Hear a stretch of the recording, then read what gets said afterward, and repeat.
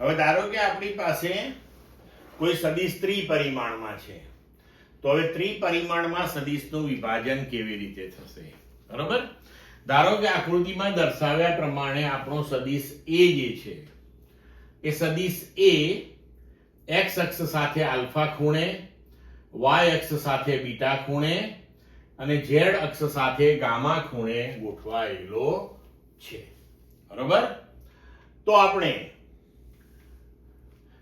અહીંયા વ્યાપક રૂપે ઘટકોના સ્વરૂપમાં સદિશ a ને લખી શકીએ axi પ્લસ ayj.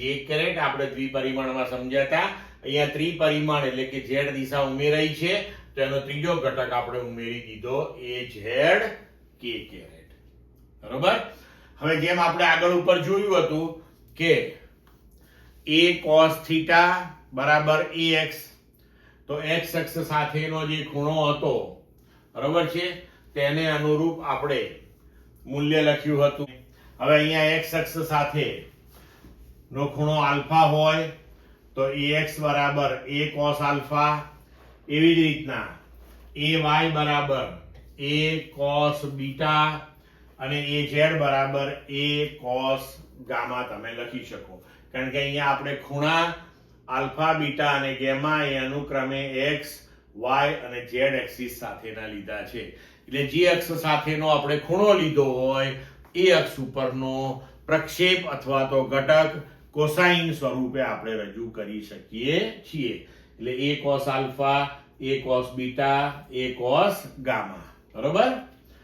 હવે એનું મૂલ્ય આપણે લેવું હોય તો જેમ આગળ આપણે દ્વિપરિમાણમાં લીધું હતું કે એનું મૂલ્ય a બરાબર √ax² + ay², તો ત્રિપરિમાણમાં લેવાનું √ax² + ay² + az².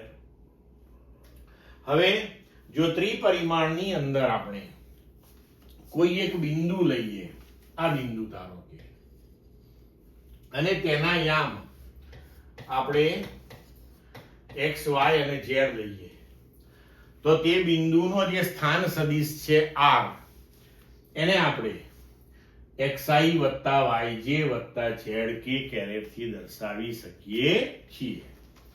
તેનું મૂલ્ય થશે √x² + y² + z². ક્લિયર? સમજ પડી મિત્રો?